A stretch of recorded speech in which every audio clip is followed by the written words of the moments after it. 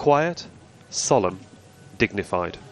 Hundreds stand in silence each year here in central Delhi and remember those killed in 1984 during one of India's bloodiest periods.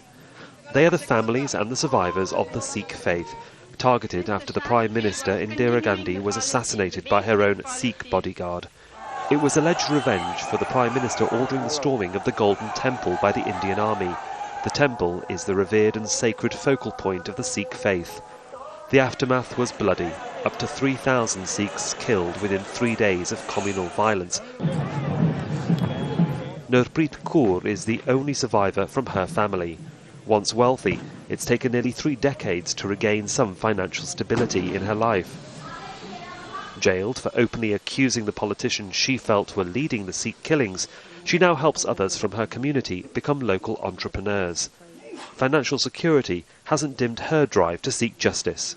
A prosecution will make me feel that justice has been served. I will accept that, unlike the unending path to justice. However, after such a long time, my youth has been taken away by my loss.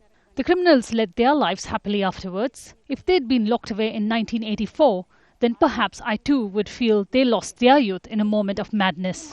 The Principal Secretary too.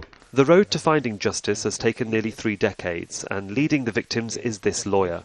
Adamant that a prosecution is the only way to settle the matter, while 5 cases remain in court, no resolution so far sends a dangerous message out to the masses. Because the guilty of 84 was not punished, the other politicians got encouraged. Now if you forget the 84 today, then you forget Mumbai, then you forget Gujarat, then be prepared. Now this can be anywhere and anyone can be the target of the killings again. So we want to uphold the rule of law in the country. The reason given for the assault on the Golden Temple by security forces was to flush out criminals. They were using the temple to call for a separate Sikh state. A recent haul of explosives apprehended by the authorities in Punjab was apparently destined for separatists. So, are they on the rise again? At its worst, it was a peripheral movement. The vast majority of the people were not involved. It is dead. It is totally dead. There is no issue of Khalistan now. These are groups, peripheral groups trying to create some trouble here. Nothing else.